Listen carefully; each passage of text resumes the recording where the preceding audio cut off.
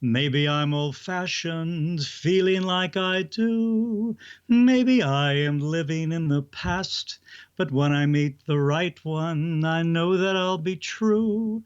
My first love will be my last when I fall in love. Do you want to earn more? Work less and enjoy what you do each day.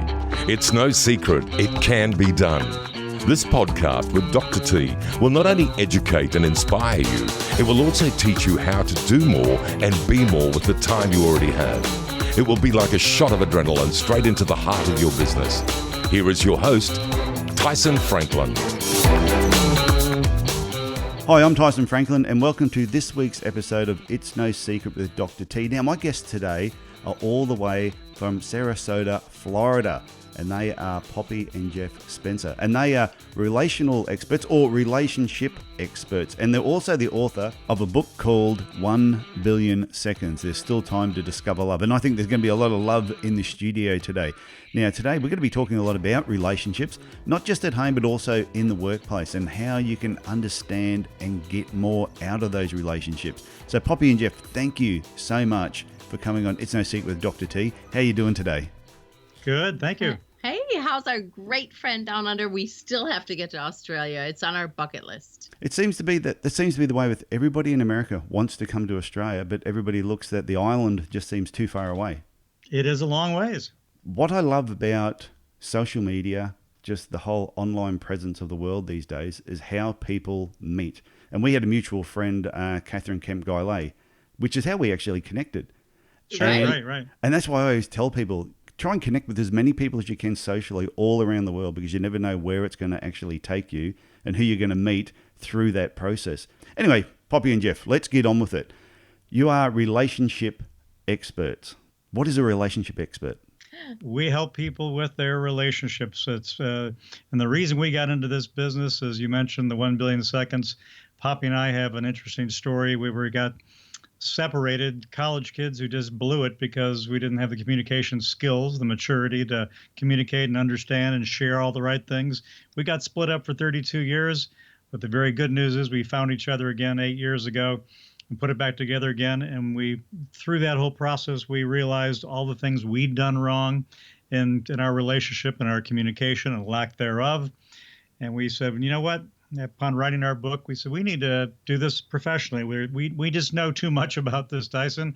We want to share with so many others ways to make relationships work, ways to avoid the things that we did wrong and that caused us to miss 32 years together.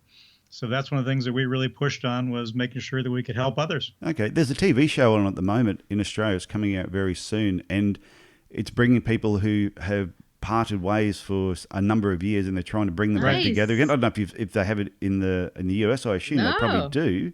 No? Who is the host? I'm not sure about. I don't know if there is a particular host, but they're just bringing couples who have been apart for like 4 years, 5 years, 15 years, who are now living on other sides of the world. They're trying to see if they can rekindle that spark. Right. It'd be really interesting for you to have a look at that TV show and then give your feedback. We'd love to see it. In fact, there's been a lot of studies. There's a woman who we quoted in our book, Nancy Kalish.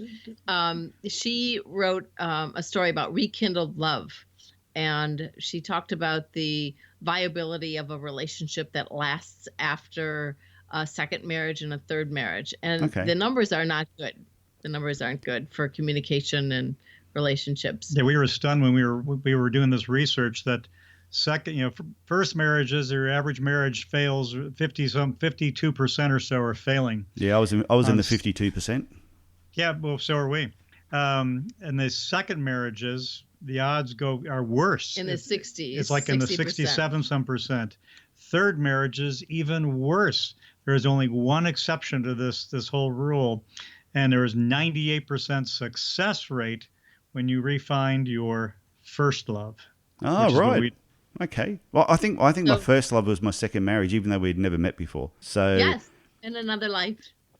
No, it's one of those things that I just feel that, like I know when I got married the first time, even on the day I was getting married, it was one of those things where I'm thinking, am I doing the right thing? We can still quit. Tyson, Yeah. go run, buddy, run. He said, yeah, and in my head I got this little voice telling me that, and it's funny that in hindsight when you look back and you go, wow, I should have listened to that little voice in my head. But my wife now, Christine, the first day she walked into my life, I said, I'm going to marry this woman. And I didn't tell her, though, because she would have thought I was crazy. Yeah, that's amazing, though, the statistics. It's Aren't great. they? It's very surprising, yes. So, Christine, if you're listening, you're his first love. We love it. Yeah. And that show I was talking about, they show a few examples at the moment of people, different ages. And there's a couple that you know are just going to be a train wreck.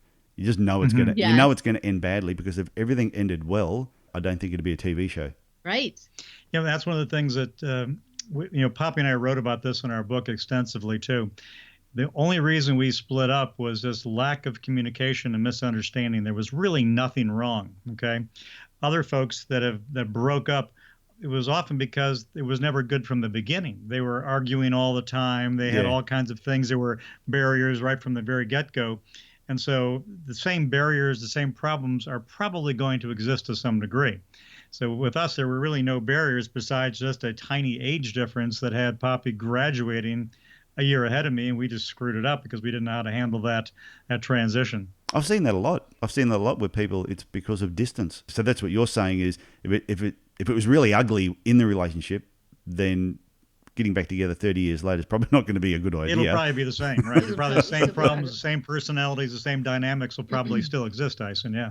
I mentioned to you that I was really interested in a question about spouses or partners working together and why some people can't seem to do it in small business.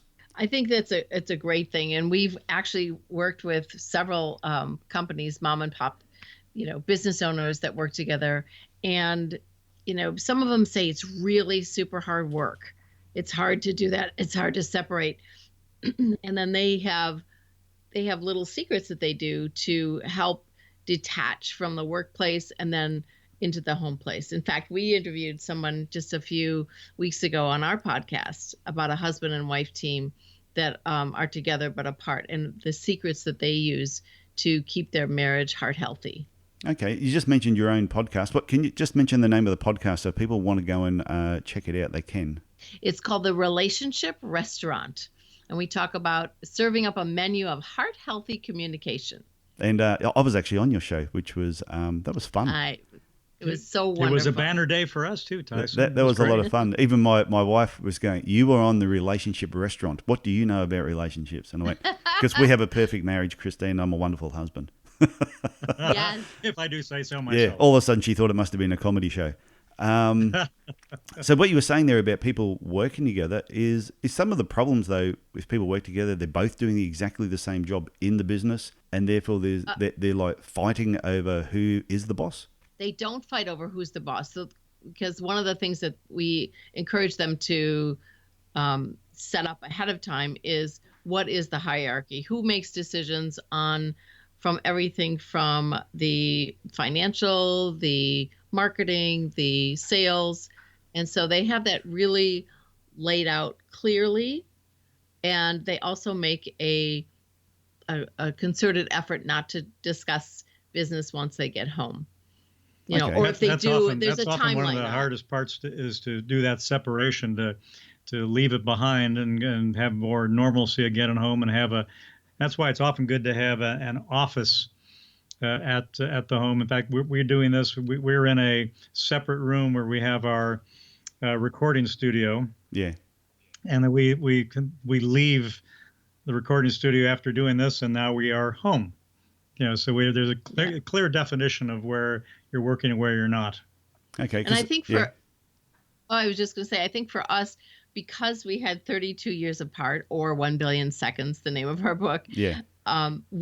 People roll their eyes at us and say, how can you stand being together all the time? And it's like, hey, we were apart for so many years, and it's great. And we, and I know maybe we can touch on that later. I'm a certified Myers-Briggs practitioner.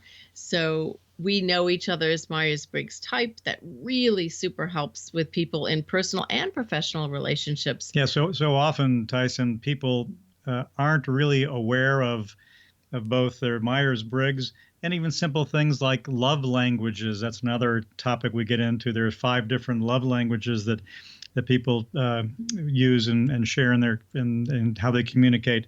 And if you don't understand those things about your partner, your spouse, it makes it very, very hard to communicate effectively, to relate, to do good things, to be appreciated if you don't understand those things. Okay, so it's the personality traits of each person that could either determine whether they can or cannot work together. So not every partnership or marriage, they should be working together. Some of them shouldn't be. Give you an example there. We'll talk about Poppy's certified in doing these Myers-Briggs assessments. Yeah. But a great example of this is there's the fourth thing, the final letter, has to do with kind of how you make the decisions. And do you do it? Can you make a quick decision? Are you quick on your feet and say, yes, I can decide on something quickly? Or do you need a lot of time to think it over and really mull it around in your head? And if you're trying to work together and one of you can make a quick decision and the other one can't, that can be very challenging. You have to understand and appreciate that person. If you're expecting a quick response and you get upset by that because they're not giving you one, that's going to be a constant source of irritation. And you have to understand that person needs more time to think about it, to put together their thoughts. You would insert that time element into whatever project or resource that the people are working on so that they have plenty of lead time to reflect. They need that reflection time in order to make them the best version of themselves at work or at home. Okay, so it's not so much, so if I was a quick thinker and made quick decisions, and if my wife needed more time to mull over it and more information before making a decision, we could either clash on that, or if we both understand how each other work, we can appreciate that we process things differently, and we'll be able to work together. And so you would say, for instance, if you said, okay, so Christine, you and I are working together. I need to have this podcast. I need to have 7 podcasts finished by the end of April, let's say. And Christine, maybe somebody that says, well, I need some more time. I need some more time to think about that. It's like, so what can you do to help her to make that happen? Were you at our place last week, were you, when we had this conversation?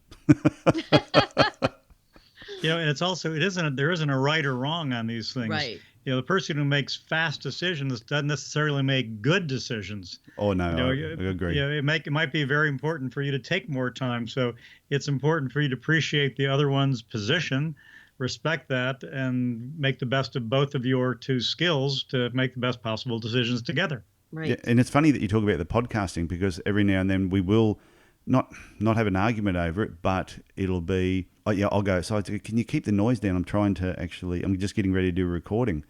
And Christian will go, it'd be good if you actually told the rest of the family that that's what you were doing, and not just assume that we all know that just because you're in the office with the door closed that you're about to do a recording. So she needs to plan ahead a bit more, where sometimes, I'll get a guest out of the blue. I'm thinking, this will be great.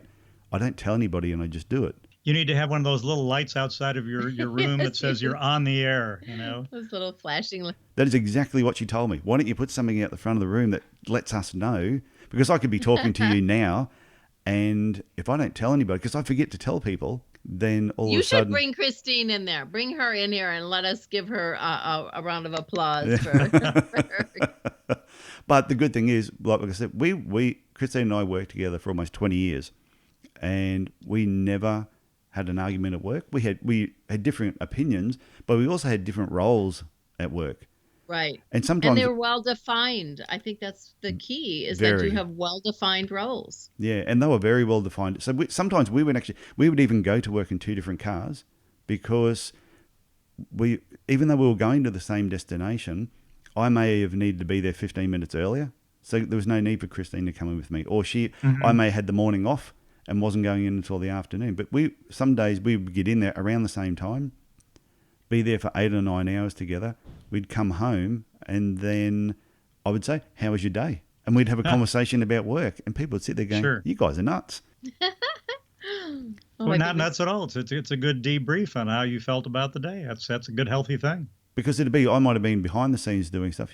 She may have been at the front doing stuff. Mm-hmm. So therefore, we were actually dealing with different people. We had different situations, different circumstances, different stories to tell, and then we would share them and run the ideas past each other. Even if you had a shared experience or event, you both are going to have different reflections and takeaways from those two experiences. So oftentimes Geoff and I will even look at each other and say, oh, really? I didn't get that sense from what was occurring. I thought that was what was implied. And he'll say, no. I think that, if I'm uber sensitive, if I haven't had enough sleep. Poppy is uber sensitive on all the time. So if I haven't had enough sleep or I'm tired, I'll say, I sensed a little edginess in someone's voice when we spoke with a customer or client on the phone. And he'll say, no, I didn't sense that at all. And so then it's a great neutralizer. And we try to always compliment each other in realms of how we work together, not telling Poppy compliments, but how we balance each other. Yeah, that helps as well. But how we balance each other. We make sure that if one of us is speaking about something, if we're talking to a client or a couple, and one of us is speaking, the other can often be listening a whole lot more and trying to take it all in, because we kind of share each other eyes and ears then, and so we can both make sure we got all the right views of whatever we had to be taking part in. And so it's important to try to, again, appreciate each of your skills and say that to the other person. It's always great we often get into the habits, and this what makes relationships often hard, especially at work, is you only make the comment when something's wrong. Make sure you compliment and say the things that are right. And Poppy especially is great at it. I try to be, but she'll always say very nice things. Thank you how you did this. It was great the way you did that. And so we always try to make sure we do those things, not just mentioning what's wrong. So, and the reason why, Tyson, do you know why people are more prone to say what's wrong than what's right? Is because is it habit? No, it's evolution, really. It's survival. It's from our ancestries, how we were created, that our amygdala in our brain.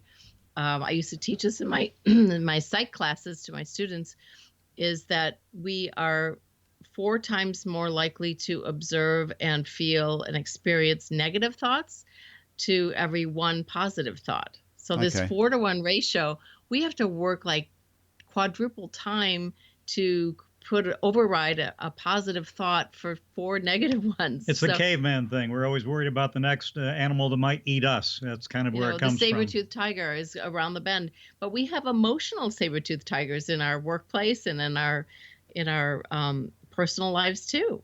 So is it like fear? I was talking to a friend recently on a podcast, Wilson Lawrence, and he was talking about fear. And sometimes we get these little voices in our head that are telling us stories that aren't really true, but we keep telling our story. We keep repeating that story enough that eventually we start believing that is the truth, and it's not even close. So therefore we don't do something because we think, well, there's no point doing it because this is what bad things are going to happen. So I may as well not do anything at all. I'll sit back and just freeze. And just going back to your initial question about couples working together. Yeah. There can be a beautiful reframe here. If you have, the idea of 2 heads are better than 1, if you can have both of you come together with that experience from the day that maybe happened in the workplace, it's so advantageous to everybody to have 2 perspectives. And that's why I think working together as a husband and wife team, we really over deliver on what we can offer people for insights and guidance and reflection. I can see from what you were explaining, I can see all the reasons why my wife and I were able to work together. And I can also see the times when we've had a little bit of conflict or differing opinions based on how we actually make decisions and how we see things. We had a staff member once many years ago, and I came home and I said to Christine, "Oh, Terry's resigned." And she went, "What? Just like that?" I said, "Yep, yeah, she quit." I went, "Oh." And she goes, "Oh, okay." Anyway, the next day she comes home from work and she says, "I was talking to Terry, and I don't quite understand your version of the story, but she told me if she came to you and said, I could get paid so much more money in so many other places, and you turned around and said, well, fine, I accept your resignation." So she goes, that's not exactly what she said. I said, yeah, but I was just shortening it down because that's where it was headed.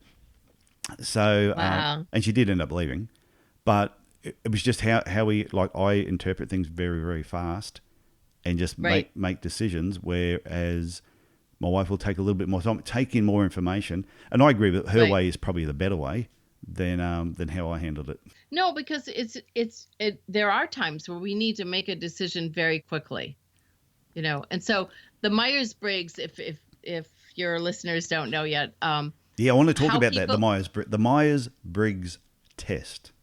okay, so it's a Myers-Briggs type indicator is what the actual letters are. Okay. But people talk it in an assessment or a test. And these are actually, and I want to say this right off the bat, these are not set in stone. These are just preferences, like our handedness. If you're right hand or left hand dominant, you feel more comfortable utilizing that one hand. Same with the Myers-Briggs type. There are 16 types. This is based on Carl Jung's theories that he said all human beings have these preferences.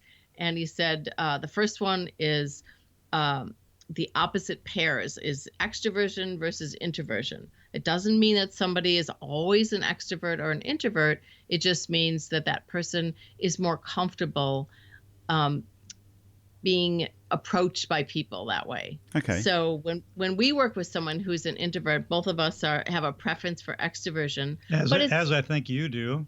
Yeah, maybe. You do.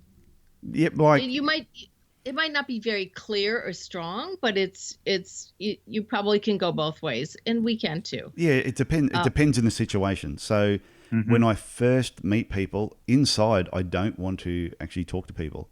My first reaction is, "Oh, please just leave me alone." But once the seal is broken and you've had that introduction and you start talking, then yes, I get a little bit more extroverted, and then put 2 beers in me. That's it. It's all over. I am an extreme extrovert after that. Whereas my wife is a lot more introverted. Yes, I already know that without even meeting her and knowing her. Very much introverted. But in certain situations, if she's with a group of people that she feels really, really comfortable with, then yeah, she comes right out of her skin, and if people just go, "My God, where did this come from?" And I always say, that's the Christine that you don't see all the time. That's the one that I love. Right. So, and that's the beauty of the introvert has a preference for that. Is great because they are very sensitive, usually very reflective, thoughtful. Yeah. And okay, so the next 2 letters are either S or N, which is sensing or intuition. And that's how we take in information. Do you like to take it in through the 5 senses? Touch, taste, smell, hear, look, sight, or through your intuition? Do your gut instincts kind of drive your willingness to take in information? So what do you think you are? Oh, I'm not sure. I feel like I could go both ways on this one. Well, you probably could. And that's the thing about the Myers-Briggs is that people have, slashes, a slash mark in between their 2 letters because it's a very neutral preference. So what's a gut feeling? Where would a gut feeling fit in between those 2? Well, like for us, we have intuition as our second letter, and we're creative. We like to brainstorm possibilities, get information through a wide network, and kind of vibe it out. That's how it is. Sensors really like to they might even use words like something smells funny to me. It doesn't feel right. I sense something. So they'll use those words that describe sensing. Okay, I think I'm more sense then. Okay. Yeah, I'll be saying that smells a bit fishy. And I bet you Christine is an intuitive. I bet you she's more intuitive. Yeah, I'm not sure. So that's my guess. And then the third one is how people make their decision based on that information that they've gathered, whether they're thinkers or feelers. Thinkers are people that really they make lists, they are logical, they plan things out, they're very linear and analytical in their thinking, and feelers like to they're warm fuzzies. You see them all the time. Yeah, Christine's warm fuzzy. And again, they'll And I'm Yeah, the opposite. people will use that in their language too. They'll say, yeah, I think that this is a really good idea versus I really feel good about this. So when you want to bring closeness to you and Christine, if she's a warm fuzzy and Yeah. an intuitive, you want to use words and behavior that matches her type, and it'll bring, some personal intimacy and connection to both of you, Okay. in a husband and wife team. And you can do that in the workplace too. If there's anybody else that works with your company or organization, for your listeners, understanding your CFO's type. Usually CFOs have a T, they're thinkers.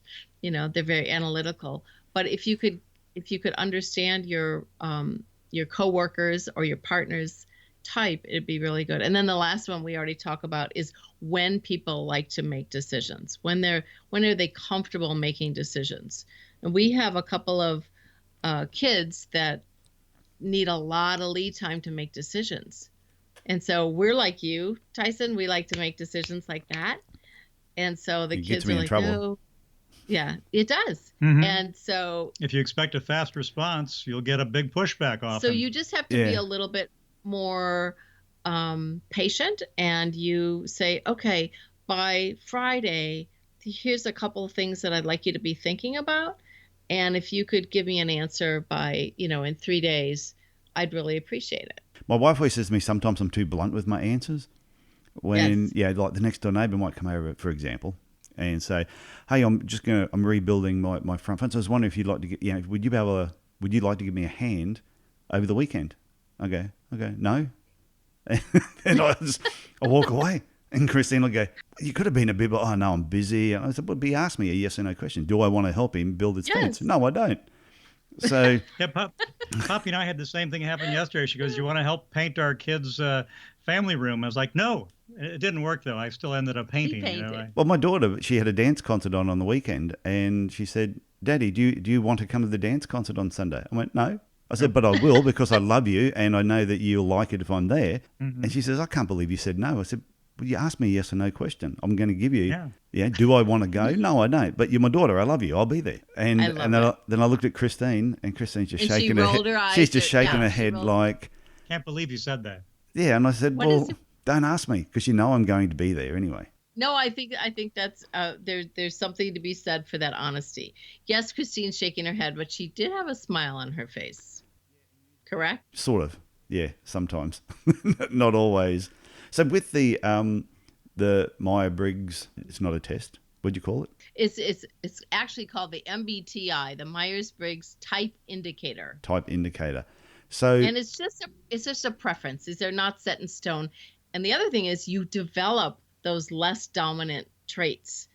And so mine, when I first started teaching 10 years ago, I was teaching in the college university, teaching psychology, and I had all this data and documentation. I had a pretty strong preference for being a feeler. I had to ramp up my thinking preference to get it back towards the center so that I could speak and give linear, analytical, and very clear, practical information to disseminate that out to my students. Is it about awareness? Is it once you're aware what you are from one way to another, then you should try and work on the other side that you're not as dominant, to try and get a balance between the two? Is that the goal? It is the goal, because you will just broaden all of your relationship in your communication with other people and your understanding of who they are. Right.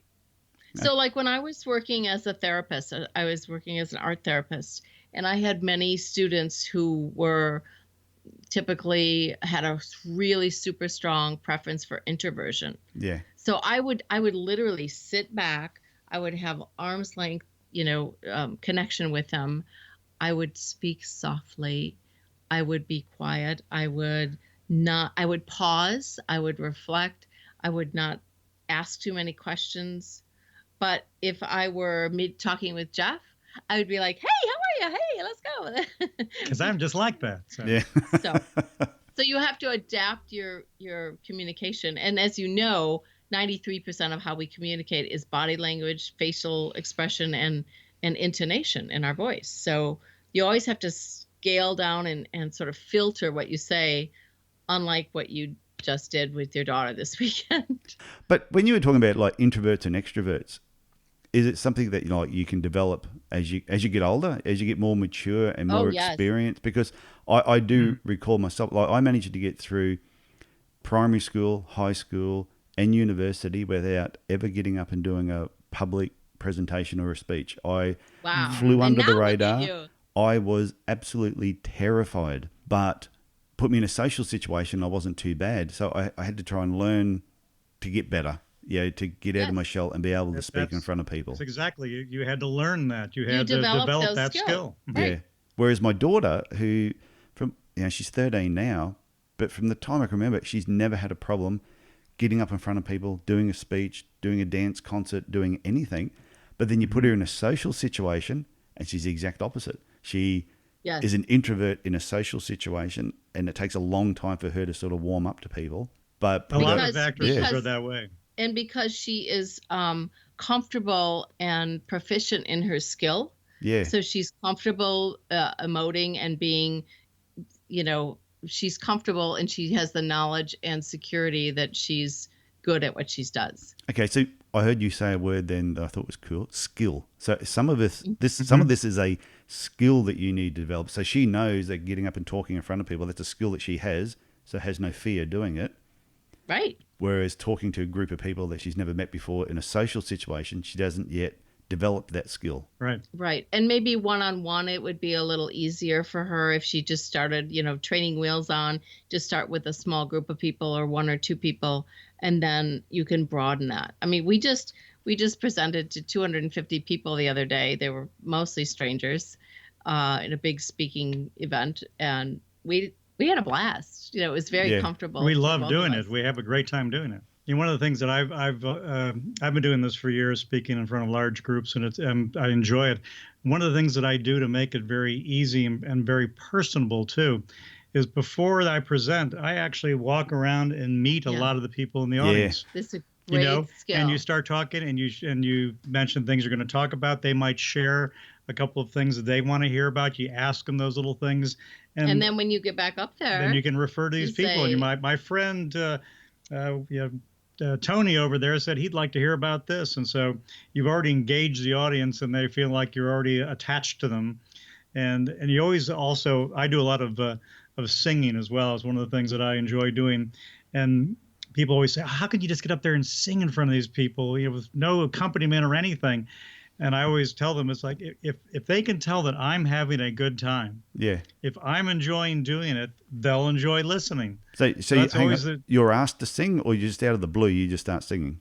No, he starts singing. I just start singing. We always say, Tyson, if your listeners could see, I push a button on his shoulder, and it's like a jukebox. What do you sing? What do you sing? I tell the story about how Poppy and I got together. There's an introduction to a well-known song. It's, maybe I'm old-fashioned, feeling like I do. Maybe I am living in the past, but when I meet the right one, I know that I'll be true. My first love will be my last when I fall in love. You know the rest of the song, I imagine. That was brilliant. That was really, really good. I enjoyed that. Have you ever had anyone sing on your podcast? No. Oh, yes. No. Oh, yes, you have. Well, no, I haven't. No, I haven't had anyone actually sing during the podcast, but I had Jordan Thomas was on my podcast, and him and his brother like gospel singers. And, oh, beautiful. And they were singing Silent Night together on Facebook. So I actually I downloaded the video of them singing, stripped the audio out, and then I added that audio onto my podcast because it came out on Christmas Day. So I added that on there, and it really added to the whole podcast that day coming out on Christmas Day. It was really nice. So we both sing in our church. I mostly lip sync just because it's something that we can do together. Yeah. But I don't have the beautiful voice that he does. But I am a fine artist, and I do paint, and so we each have our creative outlets. So when you guys were together back in your early days, before you went into different lives, what were you studying at university? I was mostly in business related fields and classes, but it's a liberal arts education. So we both, in fact, one of the things we took together was speaking of doing talks and speeches, we had a speech class together. It was one of the places we first encountered each other, and that's what kind of got us started. Okay. And Poppy, what were you studying? I studied art, and then I went back and got my master's degree, Master of Science, and with a study in psychology and art therapy. Okay. And was it like, I know you're in Florida now. Were you in Florida back then, or you both just ended up in Florida? No, it was in Florida. It was in Central Florida near Orlando, a town called Winter Park, where Rollins College is. I lived in Wisconsin near Chicago. Yeah. And Geoff lived in Ohio. In Cleveland, Ohio area. And then I moved here where we live now about 14 years ago, and Geoff joined me 8 years ago. He was out of state also. You've had a really interesting story, and I think the book, The 1 Billion Seconds, There's Still Time to Discover Love, sounds like a pretty cool book. How's the book been going? Has it been received really, really well? It has, yeah. And we in fact, one of the things we did because we felt it was important, we did an audio recording of the book as well. So I did all the male voices. Yeah. Poppy did all the female voices. That's probably helpful too, because I reckon if you had done it the other way around, it would have been a really, really bizarre book. Yeah, it would have been. But we had a lot of fun doing it though too, Tyson. And yeah, one of the reasons we wanted to tell our story, we knew it could give a lot of people hope. Because so many people have had marriages that have failed, they've been divorced for a long time, and they don't believe they can actually find love again in the more advanced ages, being 50s or 60s or even older. They say, oh, I'm too old, I can't do this. And yeah. You can still. There still is time to discover love. And we try to teach people a lot of the important things that make relationships really gel.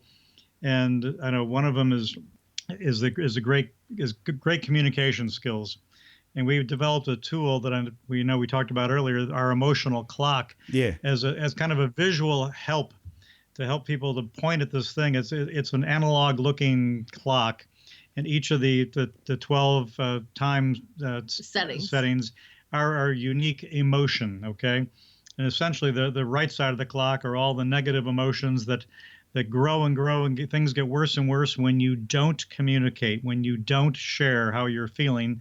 It always builds and builds and builds until you're eventually angry and you hit a wall at 6 o'clock where you say, hey, I can't take this any longer. I got to either fix this or get out of this situation. Yeah. And then when you do finally communicate, you can make things right again and move around to the left side of the clock where you enjoy all the hopefulness and love and the good things that come with it again. So the emotional clock, the image of that, it's only in your book, or have you got that on your website as well? All the above, yes. All the above? I think it's on the website too. So I'll just put your website is poppyandgeoff.com. So POPPYANDGEOFF.com. So people Correct. should go, because I was looking through your website and there's heaps of stuff on there. Yes, there is. Some great videos too. Yeah, one with Jack Canfield is one of our favorites, the gentleman who wrote the Chicken Soup for the Soul book, one of the best-selling books in the world. And we had a chance to meet with Jack and do a counseling mastermind session. And we had the opportunity to record this video with him, which was really tons of fun. And I was watching it 2 nights ago. So I thought, so sweet. Yeah, I got on there and I was watching. I thought, oh, this is Chicken Soup Man. So, it's pretty great to be known as the Chicken Soup Man. I have one last question for you. And this is how, when I do my podcast, this is my last question that I always ask everybody. So I haven't prepared you for this. Normally I warn people. That's okay. Okay, it's Monday morning. What's the number one tip that you would give to a couple who maybe work together or maybe with an employer who needs to connect more with his team? What's the one bit of advice that you would actually give them? Yeah, go for it. I would start with 3 things for which you are grateful.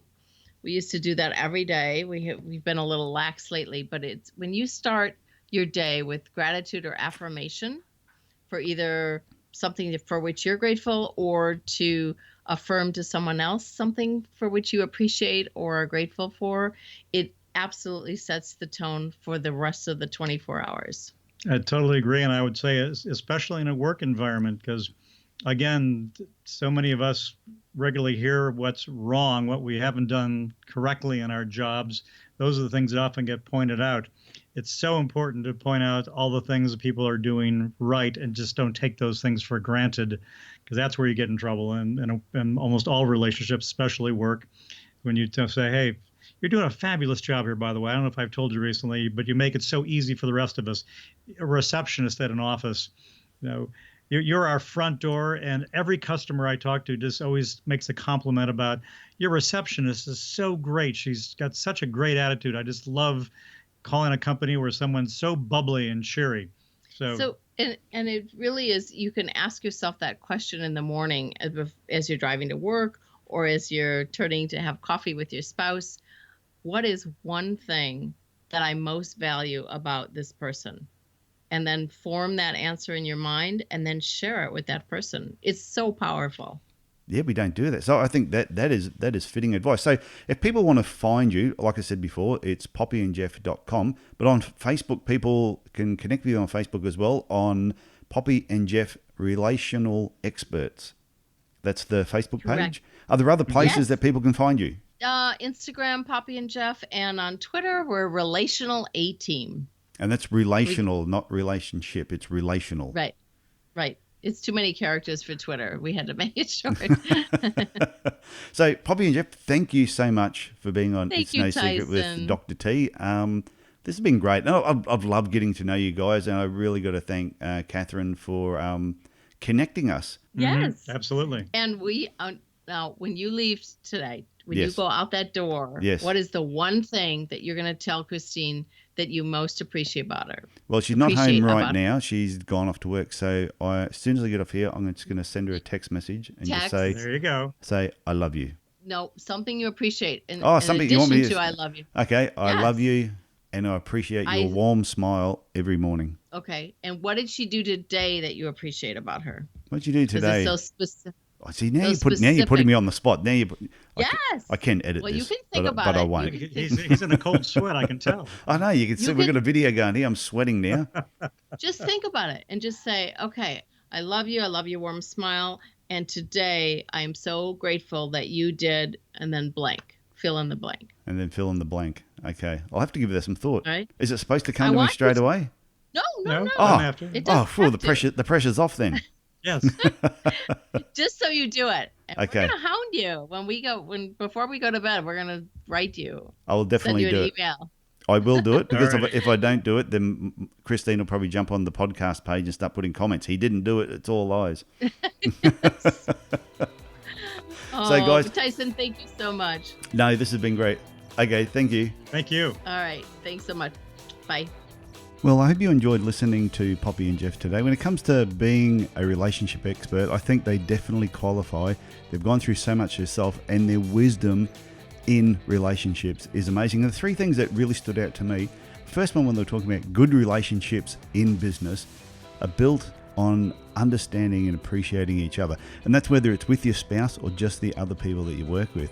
The second thing that really stood out when they're talking about the Myers-Briggs type indicator, and it identifies your dominant preference so that you can work on your less dominant preference. So if you're a bit of an extrovert in one area, you might be a bit introverted in another area, and that's something that you can actually work on.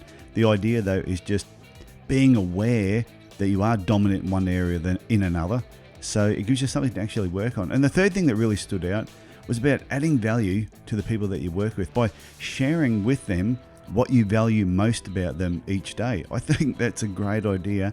And as I said when I was talking with them, it's something that we probably don't do enough.